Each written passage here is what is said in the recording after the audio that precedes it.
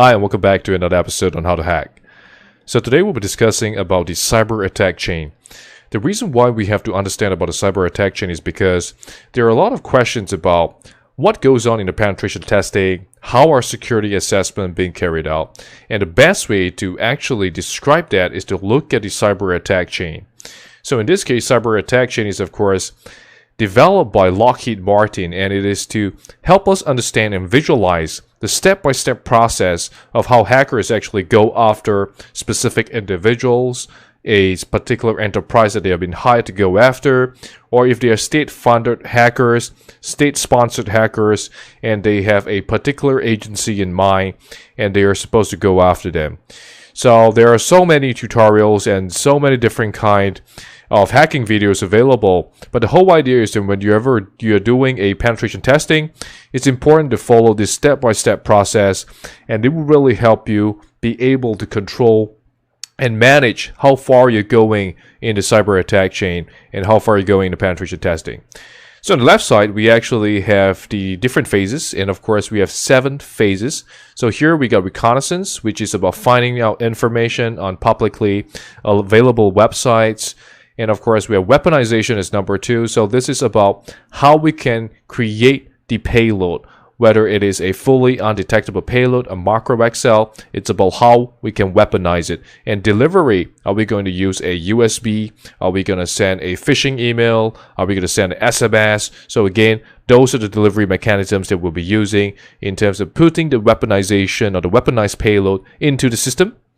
And of course, we have our exploitation. So exploitation is a way for us to actually attack into the system. So it will execute the particular exploit that we have created in number 2, which is the weaponized payload. In number 5 is installation. So we'll install the malware into the system, into the mobile device, or any IT assets that we have our hand on. And this is when we go into number 6, where we have command and control. So whenever you're looking at the tutorials, you're looking at Metasploit framework as the command and control center to manage and control many of these devices. And of course, the final thing is on actions and objectives. So this is, what are we trying to accomplish? Have we achieved our goal? What was the goal? Was it for personal data? Was it for credit card information? Was it for financial data? Was it for state secrets? So again, all these are the things that we're looking at in terms of the cyber attack chain. So of course, why discuss the cybersecurity Q chain? So it's really important whether you're talking about the Q chain or cyber attack chain, because many enterprises or users can be victimized by many of these cyber breaches. And over here we can see the different companies that have been compromised. And again, it all follows the same steps. So if you read up about the hacks that have happened, you recognize that many of these hacks that have happened follow this specific step. So if you manage to get a detailed report on it, you'll be able to see how the hackers actually carry out the attack, and it is very similar to what you see in the cyber attack chain, all the cybersecurity Q chain. So the first step is about reconnaissance. So reconnaissance is about finding publicly available information using WHOIS, using domain name servers information, look up on their servers and be able to find out what data they have using Netcraft, using all these different kind of publicly available information, including also on Google searching to find out usernames, passwords, more things about the domains, going into the dark web, finding accounts, data or passwords of this particular enterprise and getting those data there. So again, the characteristics of this, it could range from minutes all the way to weeks and months trying to find out all this data. And because a lot of users have social media accounts, so again, those are good places to also start off at to find out more details about an enterprise, about the individuals working in the enterprise. So this is what we call passive reconnaissance. We're trying to find out all publicly available information, not directly interacting with the enterprise. So do note on that. And of course, this is where we have the active reconnaissance. So active reconnaissance means we are probing the system. So whenever you look at Nmap that we have been using in a number of the tutorials, we are trying to get details about the services of the systems and the servers that are available inside that particular enterprise. So we are actually trying to probe directly into the system, looking at fingerprinting, reconnaissance. We are working and we are pinging the system to find out more details and data. So these are information that we can find out immediately from. So again, active reconnaissance and passive reconnaissance are very different in terms of trying to find out all these details.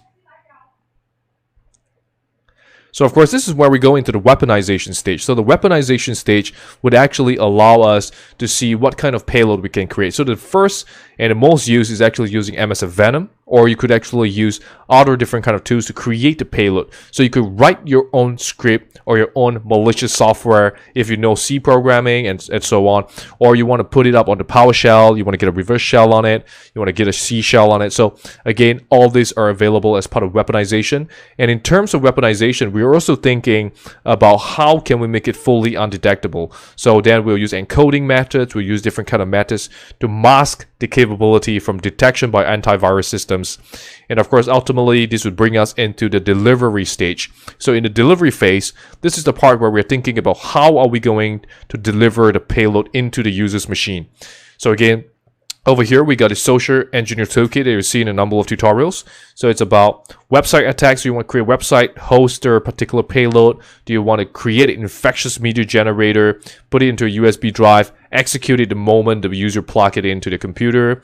Do you want to have a payload? Do you want to do mass mailer? So all these options are here inside the social engineer toolkit, and we'll be exploring a lot more later on. So this is about the transmission of the attack. How do we get the payload, the weaponized payload, into the user's computer? So again, another key point in terms of sending out the phase. And another thing to think about is also what kind of payload are you doing? Because some of these delivery mechanisms can be very different. So one, you could be using a lot of phishing emails that could be blasted out to millions of users. Or two, it could be a very targeted, very specific format of the email that is sent to one person where we just want that person to click onto it so that we can go after the particular entity. And this is on the exploitation stage. So this is what happens once you're weaponized, you've delivered, the user clicks onto it, and you get a reverse shell immediately. So this is the detonation of the attack. So once the exploit happens, we are into the system, and this allows us to have control of their environment. So again, this is all about gaining access, bypassing security mechanisms. So this is the detonation of the payload.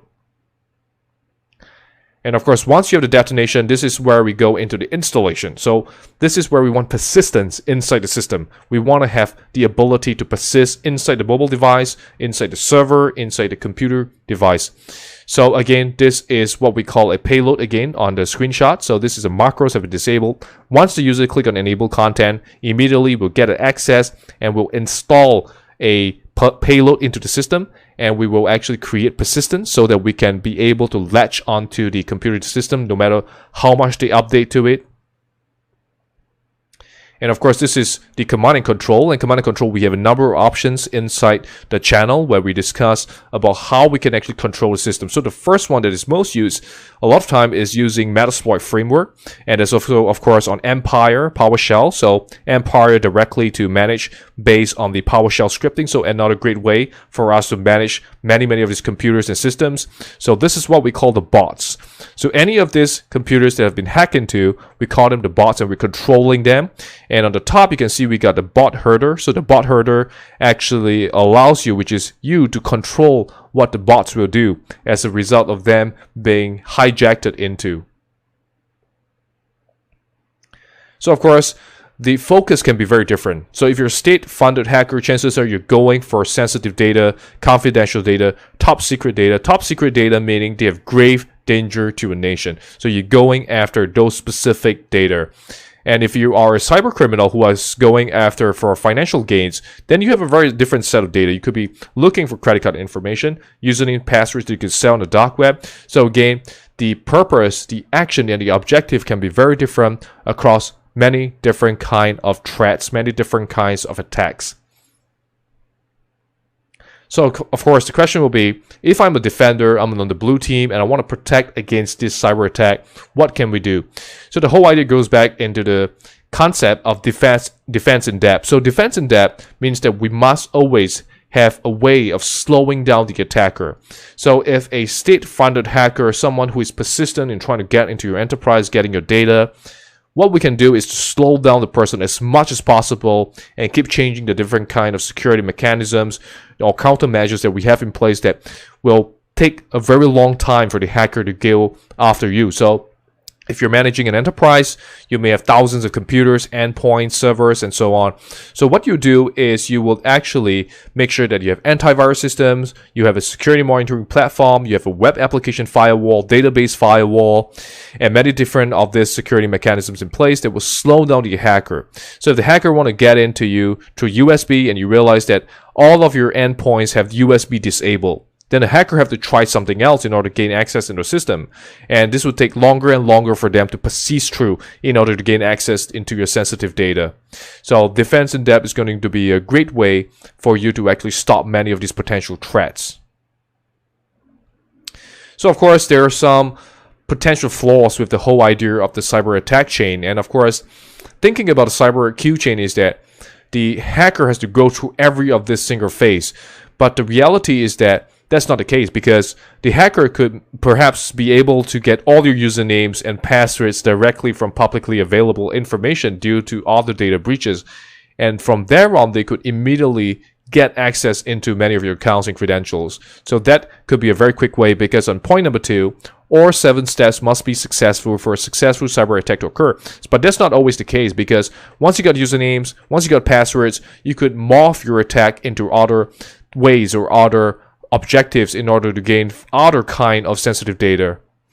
So of course, on the final point, the defender has 7 opportunities to break the chain and minimize data exfiltration. So if you're playing blue team, again, you recognize that you do have the advantage if we are trying to conceptualize playing defense in terms of trying to stop the hacker from gaining full access or completing the full cyber attack chain. So once again, I hope you learned something valuable in today's lecture. So if you have any questions, feel free to leave a comment below, and I'll try my best to answer any of your questions. So remember to like, share, and subscribe to the channel so that you can become abreast of the latest cybersecurity tutorial. Thank you so much once again for watching.